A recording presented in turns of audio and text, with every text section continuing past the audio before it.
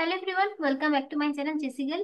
আজকে আমি চলে এসেছি তোমাদের সামনে নতুন একটি পজিশন নিয়ে। এই পজিশনটা হচ্ছে ব্ল্যাক টু প্লে। এবং তোমরা জানো আমরা এই সিরিজে পজিশন সলভ করি। তো ব্ল্যাক টু প্লে ফার্স্টেই আমরা দেখবো check, capture, thread. Check workout না করলে ক্যাপচার, ক্যাপচার ওয়ার্কআউট না করলে থ্রেড। তো এই পজিশনে কি কি চেক আছে তোমরা আগে ভিডিওটা পজ করে ভেবে নিও, তারপর আমার অ্যান্সারের সাথে মিলিয়ে নিও। Rook e two check and 94। Okay. তো তোমরা অনেকেই শুনে থাকবে, আমি প্রায় বলি, ডিফ্লেকশন বলে একটি খুব ইম্পর্ট্যান্ট টপিক আছে। সেটা কি না, ধরো একটা বাড়িতে, কোন একটা বাড়িতে একটা সিকিউরিটি গার্ড রয়েছে। তাহলে যতক্ষণ সিকিউরিটি গার্ডটা রয়েছে ততক্ষণ চুরি করা যাবে না।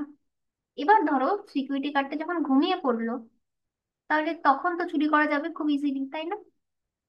তার মানে কোন একটা কাজ আমরা করতে চাইছি ধরো, বাট সেটা করতে পারছি না কোন একটা কিছুর কারণে, সেই জিনিসটা যদি আমরা সরিয়ে দিতে পারি সেটাকেই বলে দেওয়া হবে ডিফ্লেকশন।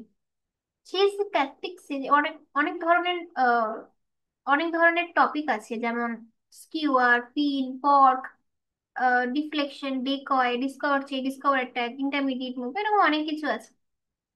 এবং তার মধ্যে একটি হচ্ছে ডিফ্লেকশন।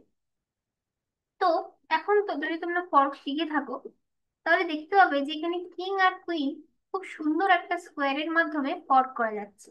সেটা হচ্ছে 94।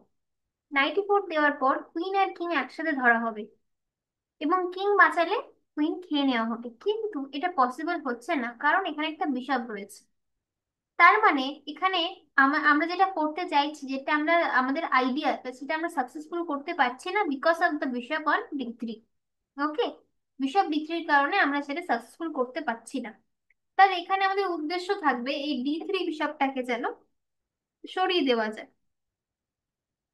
আচ্ছা, তো 94 এখানে ওয়ার্ক করছে না। Next move rook e 2।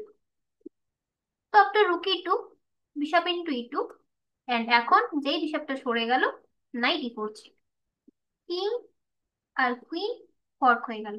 ওকে, তো এটা ছিল এই পজিশনের অ্যান্সার। চলো দেখা হচ্ছে নেক্সট ভিডিওতে। Till then bye, stay tune to my channel.